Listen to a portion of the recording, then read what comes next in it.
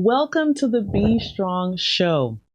I am your host, Michelle Shirley, CEO and Chief Heart Officer for BeStrong International. I'm so glad that you have tuned in today. We have done so many amazing things since we last spoke. We had Give Miami Day and we met our goal, all because of you. So we are just excited about what 2024 will bring.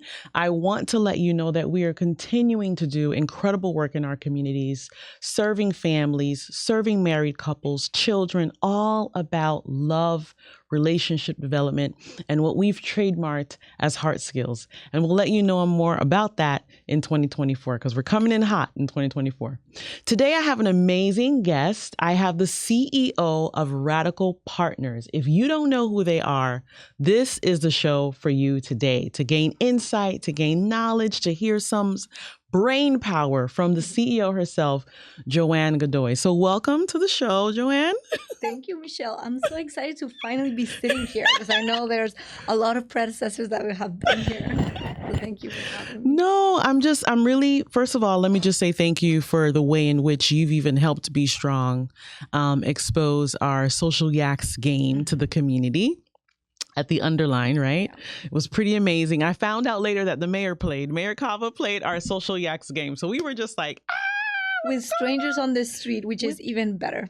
Amazing. And that's what it's about. It's all about connection and empathy and vulnerability and the things that we teach here at Be Strong. So thank you for giving us that space. And I know you are doing incredible things with other nonprofits and for-profits as well. So before we get started, because before the show, we were already like, oh my God, there's so much to talk about. And we only have 30 minutes to do it, right? So I want to ask you a little bit about the name Radical Partners. Why that name? And what do you all do so that our audience can know? Yeah.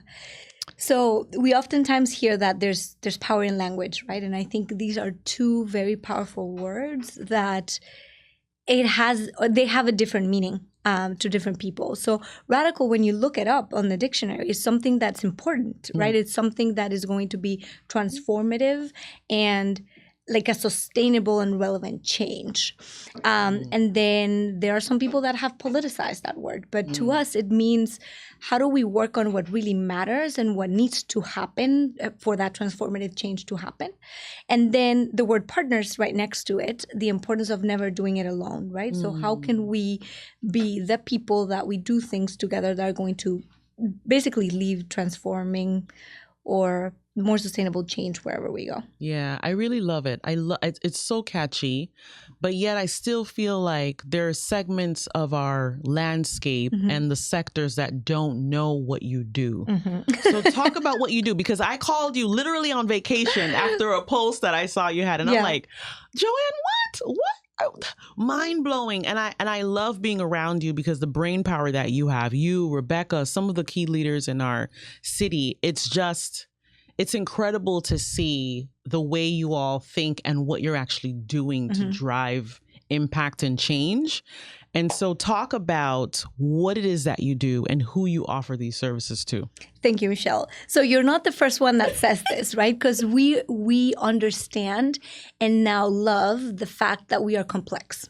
Right. There are challenges in this world that are complex, and therefore, if we want to solve them, we need to have the ability, the flexibility, and the nimbleness to move in order to solve them. So the way we define Radical Partners is that we are a social impact accelerator. So we're all about social impact, yes, and we're all about accelerating it. How can we make things bolder, faster, and better to transform the communities that we're in? So the way we accelerate impact is through 4 pillars of work, and that's where people get confused, or they just know one of them, right? So knowing that we're recording this, I'll be super explicit and say that one of our pillars is that we invest in leaders like you that are running their own social impact ventures, whether that is a 501c3, whether that is just a community initiative or a for-profit or a typical LLC.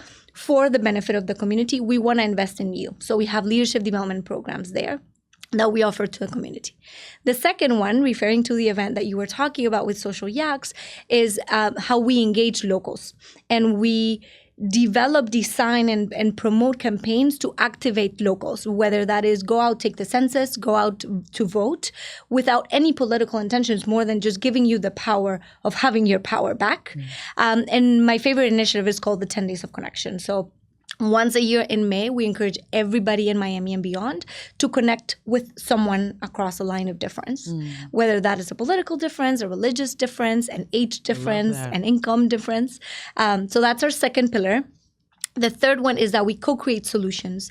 And in the common world, you would hear that as consulting. Right? We get paid to coach, to train, or to design programs and execute projects with people. And last but not least, because we work with leaders, locals, and solutions, we build coalitions around topics that matter so that we can activate these groups to do something about it, like Corporate Responsibility Miami. Tonight, we have a night to talk about failure.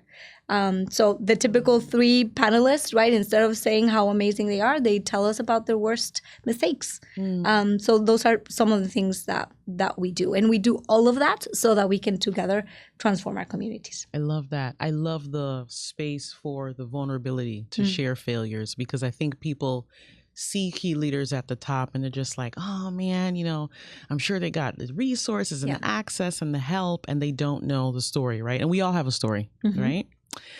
Before I get into your story, right, a little bit, I want to have you go back to those who might be listening when you talked about the first pillar, which was this leadership engagement and development, right? What does that program look like, and how can people get involved? Great question. So that is a pillar of our work, and we have several leadership development programs. The most common ones are Leadership Lab, which is a program for leaders of color by leaders of color. So every single person, even the participant, the coaches, the facilitators, either are very proud to be Black, Latino, or brown. So that's one program that's mostly for grassroots leaders. Then we have Social Entrepreneurship Bootcamp, which are for folks that are a little bit more advanced in their social impact mission, and they're ready to scale and to think about different revenue streams for them to continue to do that.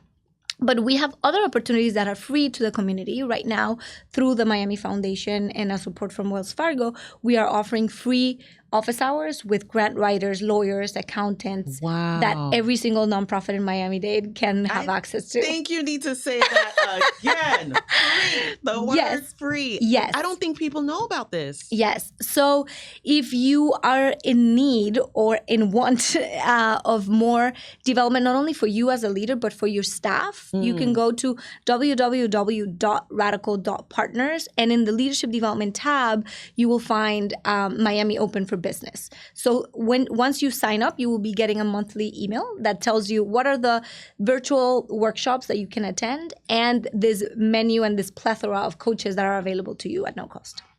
That I'm thinking of people right now that I'm going to send to you in my organization. That's so cool. I love that. So I do have this funny story that I was going to share, right? Because when I first heard about Radical Partners, I was really intrigued by it. And I always had this passion for how can I not only scale, but then look at who else I could partner with in the community. And there's a lot of stigma even around that with collaborations and partnerships and so forth. But I did sign up to be part of the program. And then I saw like I could get, the coaching help, the scaling ability, and also the like a headshot, professional headshot, things that I think beginning and emerging leaders don't always think about in the forefront of their mind. Not taking a picture in the bathroom, right, and just trying to be professional about it. And I applied, and I didn't get it. I didn't get in, but I think it taught me so much about just perseverance. I did find out later that I think I was not in the right section of intersection of where I think your programs were and where I needed to be. But I think just the support that I got in that initial interview experience, and having that exposure to hear what people were saying about what I needed to work on in itself was just a game changer for me. And I think from there, I really propelled to where we are today, and now being asked to be on boards and support other nonprofits. And so I'm just saying that to say kudos to you, even though you weren't there at the time, right? She made it clear. She's like, I wasn't there. I had nothing to do with it. Kudos to you for even allowing leaders to even have the opportunity to take that lunge and that kind of leap of faith to say, let me see if there is capacity for me and for me to build out what it is I really want to do as it relates to social impact. I think that's incredible. Thank you, Michelle. And look, aside from the practicality of it, that we get to fundraise for these programs, and then we only have like a certain number of slots that we can open, right? Which is often between 10 and 12 folks. So that is limiting in itself. But despite that, there is something about being ready at that particular time for that particular program, right? So we learn over and over again, but for that particular program, the Leadership Lab, which is for leaders of color, we know historically how there's marginalization and how cultures don't necessarily open a lot of dignifying spaces and a lot of spaces for folks to show their full power, right? So we're very intentional about every single step of the way, including interviews, right? Like making sure who's the panel, how are they sitting, how are they engaging with you? Because it's not us approving your work, it's us asking the critical questions to make sure that this is the right fit for you right now. So we don't have the power to determine if you're good or not. It's just like, is this in the right moment that happens? And something as simple as you said, the headshots, right? We want to make sure that you leave that interview feeling better than how you entered because of the people that you met and because of that powerful headshot that proves how amazing you are, whether you make it to the program or not. It was amazing. It was amazing. I don't have the headshot anymore because, of course, that was a few years back when I had braces, right? So now I have to change my headshot. But I just wanted to commend you on that. How are you working with for-profits in a sense? Because I want to make sure that the people who are watching, if they are small business attorneys and they want to do corporate responsibility, if they are running some sort of boutique business, right? How can they get support from you? Yes. There are so many ways, but one of our leadership development programs, the Social Entrepreneurship Bootcamp, we don't really care how you're registered with the IRS, right? As long as you have a social impact mission. So if you are a for-profit company, an S Corp, an LLC, however you want to call it, then if you're doing something great for the world, like you can enter that program. Now, if you're running a larger venture and you are in need of like developing perhaps your CR strategies, or you want to invest in a particular population in your company, you can always pay for certain services with Radical Partners, whether that is advice that you want to get from us, coaching on particular things, trainings. We've done a lot of cultural trainings within the company, how to deliver your message. But I think knowing who's been here before and what you do as well, I do want to emphasize that the social impact really matters to us. So if you want to just grow your company for the sakes of it, that we might not be that partner. And that what we do is more on the managerial skills and all the project planning and management to make sure that your vision comes to fruition. That's kind of a sweet spot. That's really good. That's really good. So tell me, all right, we're going to switch gears a little bit because I want to know, and I think it's important for the audience to know, how did Joanne get here? Yeah. Right? What was that transition? And why your passion for this type of calling or cause? How much time do I have? I know. No, I think I can summarize it real quick. And I always start by saying I was born in Guatemala. And that really shaped everything of me. It is a small, beautiful country in the middle of Central America. And it is a country that lives in the in-between. The in-between of having a tremendous amount of resources and having so much inequity and disparity. And I was lucky to be born in a home where my dad was an environmentalist and my mom is one of the best gatherers I've ever met. Since I was young, I wanted to be like my dad, right? I wanted to do something for my country, in my country. So all the decisions I made, how I volunteered when I was in high school, what I decided to study in the university, it was all determined to being part of an international organization and doing something for. my people and with my people. And of course, as you face adulthood and you start doing things, a lot of frustrations come along, right? I was working for a small organization in Guatemala where we were training rural leaders in human rights and other aspects of mental health. And when I was working with most of them who are indigenous, a lot of them didn't even know how to read or write. You realize that there's a system that's not going to really allow for them to do Cater anything. to them. Yeah. So I decided to get a master's in my passionate young self, deciding that I wanted to learn how to run international NGOs, right, or international nonprofits. So I got a master's degree in the Netherlands. And after that, I haven't really stopped. I went from there to Costa Rica, to Chile, to Guatemala to work for the UN. And then because of love, I landed in Miami. The UN. Incredible. Yes. And then I landed in Miami in 2017 and I started hearing about social entrepreneurship. And I was like, what is that? Right? In Guatemala, we didn't really hear much about that. And someone tells me about Radical Partners. And the minute I go to that website and I realize that I get to accelerate change, whether that is gender equity or housing affordability or environmental causes, I'm like, I have to work there. I applied. And here I am. And 6 here years you later. are. Oh my goodness. What a wonderful story of just how everything was just meant to be, right? Yeah. I saw the glossiness in your eyes. Yeah. It's emotional for you, the journey. Oh, always. When I talk about Guatemala, like I feel like I will always live in the dichotomy of wanting to go back and realizing that I can also help from afar. So I don't know. It's like a visceral reaction that I can't really explain. It's coming up, and I see it on you. Wow.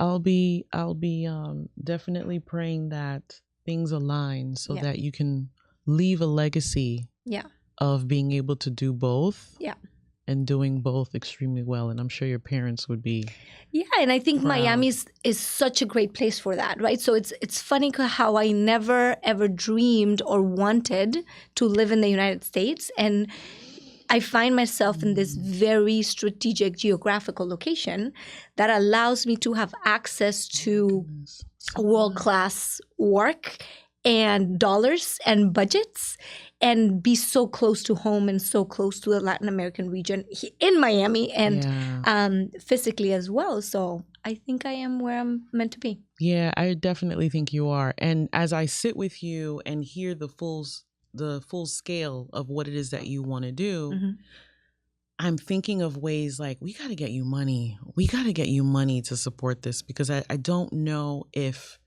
people realize that even in the sector and in the silos, if there's agencies like yours that are really helping to push and allow agencies to have that piece of real, true social impact and the entrepreneurship side of it, and really doing it well, and really looking at impact and looking at, measures within and the systems that need to be changed, I think you could immediately see a change in Miami within 5 years, right? But the dollars need to be there to be able to do that. So we'll be talking after this, because I'm trying to think like, oh my goodness, this is so incredible. Yeah. I love it. And it's so unselfish. It is unselfish. It is selfish in the sense that we love it, right? We love supporting leaders like you, but it is unselfish.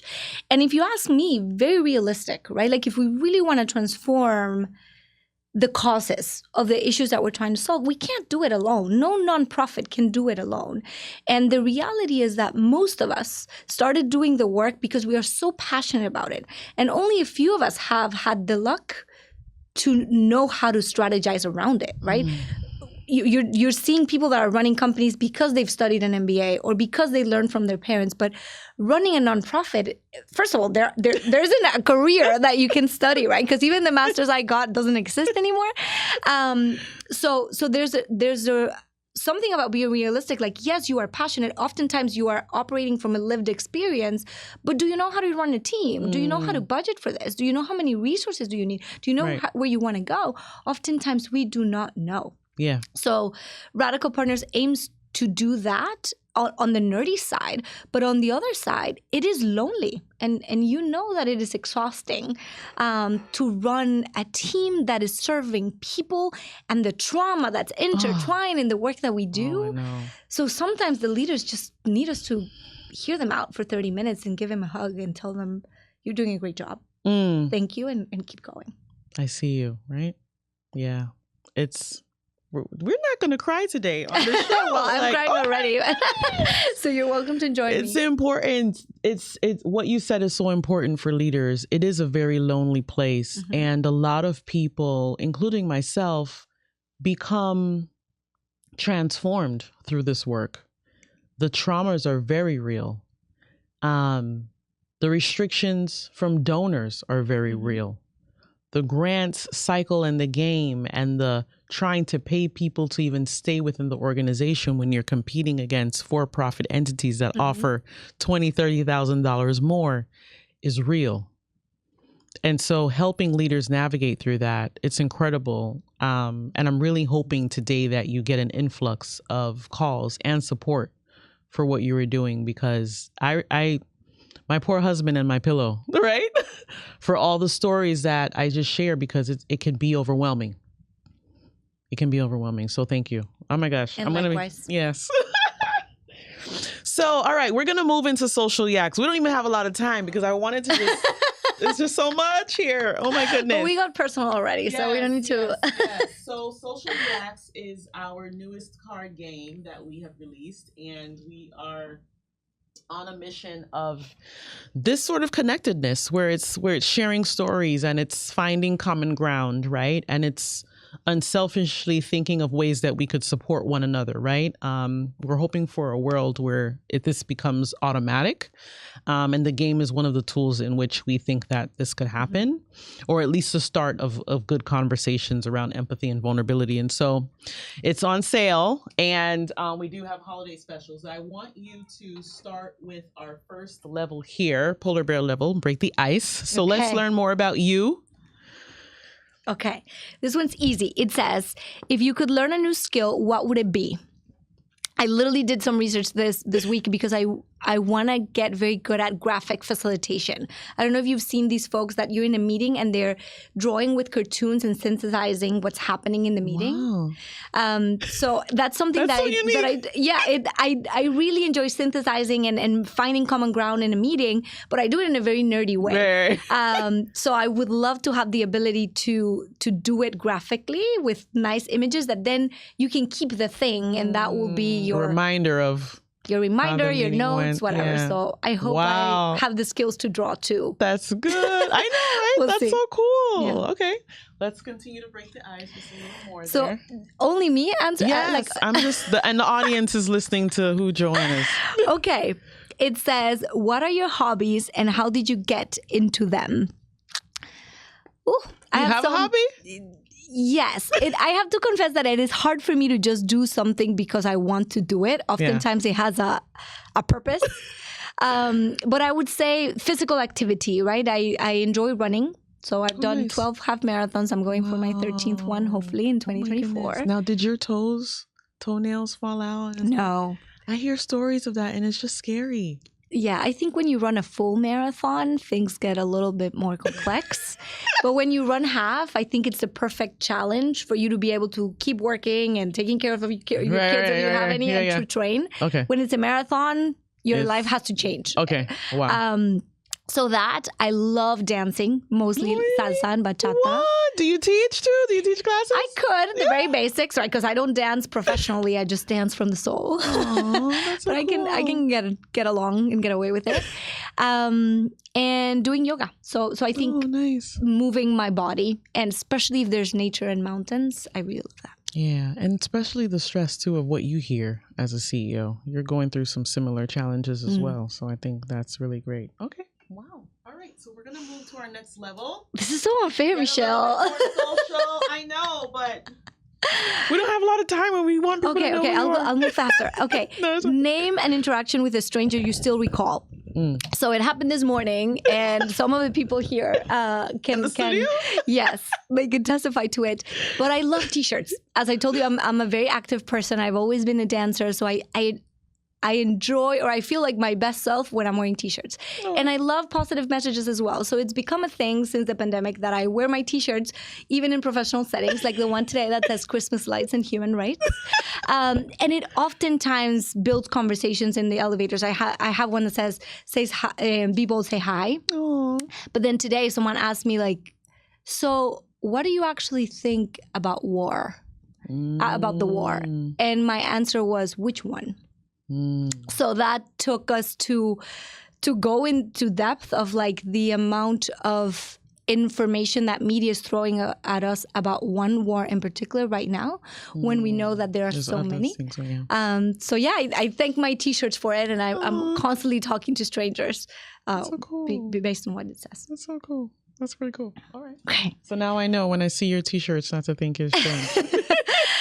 What gets you motivated at the start of each day? My calendar and my agenda. I'm like, when I see it, it's like, okay, this is what it looks like. This is what I'm going to do. But in the calendar, I also have, like, now I'm doing a challenge with a teacher of mine at 6:30 in the morning. So I have to wake up, work out. Then I have time for my family, to love my people, depending on the day and the intentionality of the day. My calendar keeps me motivated. That's good. Oh, that's good. We need that. Okay. CEOs. What do you do without the calendar? Do I keep going? Yes. Okay. Next one. We're digging deeper. No, not two at a time. One at a time. What's the best advice you have ever received, and did you follow it? Yes, it was the best piece of advice that I got from Rebecca Fishman-Lipsey, who now runs the foundation, and she is the founder of Radical Partners. And she said something to the extent that she could see how smart I was and how many things I knew, but that I should try to ask more questions. Wow. And it just stuck with me, because you don't have to prove yourself, right? Like I was like an overachiever, always trying to make a statement, to make sure that I had something to add. And she's like, give people a chance to tell you if they're already thinking of that by asking a question. So every time I feel compelled to say something or to suggest something, I ask the question, like, have you thought of this? And oftentimes people say yes and, or no, but. So you learn in the process as well. Yeah. And I see that's moving you too, because it was a moment of deep reflection for you. Of course, because it's like, I think mostly as a woman and as a Latina, you kind of feel like you're always having to prove your value, right? So the idea of like, just chill and ask, best piece of advice I've ever received. We're going to pause right here for a second. This is real. This is real. Yeah. I want you to do me a favor. Yeah. I want you to look in the camera. Yeah. And I want you to speak to that woman today who was you, and give them that message of clarity. If the cameras can switch to you, I want you to talk to them. Yeah, this is important. Yeah, I think I want to address it in particular to Latinas in Miami, right? Because I see a trend that we've learned to work so hard because our parents told us that we had to study, that we had to do that, we had to clean, and most of us are doing that. But there's something tricky and not that healthy in that way of raising us, that it seems like it's never enough. So do all of that and recognize your value and monetize your value, because that ability to do all of those things at once and to work so hard and to be so loyal is what makes you a great damn asset. Well said. Was that dramatic enough? It was great. It was great. I needed you to say that, because I felt like for you that was a real game changer in your life. And sometimes we don't have the opportunities.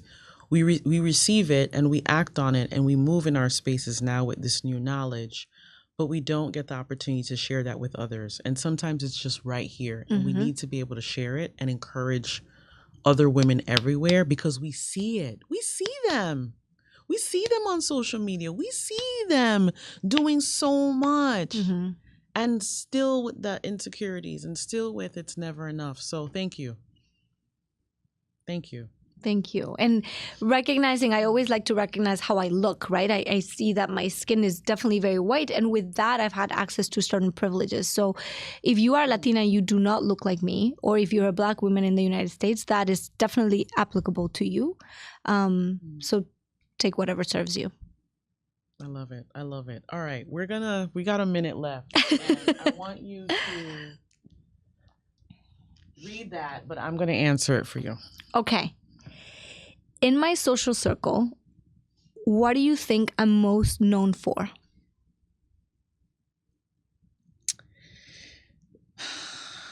I think you're most known for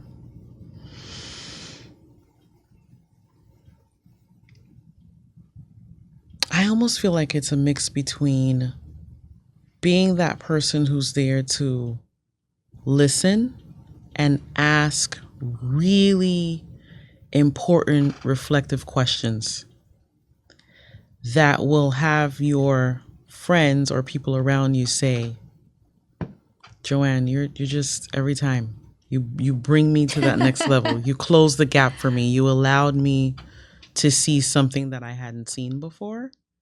I think that's a real blessing. And I think sometimes that's hard to find. We really have to search for those people who, like Rebecca did for you, push you into a direction where they can foresee this is what you need.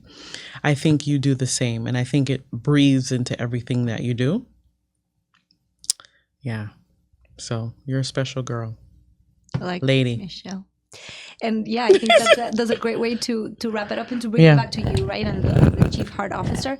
We always say at Radical Partners that our language of love is pushing. So we love you no matter who you are and where you come from. There's something that you need to, or there's something that you can add value to, but there's also something that you need to work on. Yeah, always. Always. We're always a work in progress, right? And it's a beautiful thing. Yeah. Tell people how to find you. Okay. So I start with Radical Partners, right? In whatever social media network that you're in, you find us as such. So at Radical Partners on Twitter, Instagram, LinkedIn, Facebook, YouTube as well. And I think if you do that, you will see who works at Radical Partners, and you will find me as Joan Marie Godoy on LinkedIn and Facebook. And then my Instagram is a little tricky, so kudos to you if you find it. And if you start following me through there. Yeah. And we may have to bring you back because you've been posting some interesting stuff lately that I was like, I want to talk about this, and we didn't get to, but happy to come back anytime. Yes. Thank you for being on the show. This wraps up our segment of the Be Strong show today. I hope you got a chance to hear some amazing pointers and just a message of hope and love for your life so that your families and your personal life can be changed as well through the work that you do. Talk to you soon.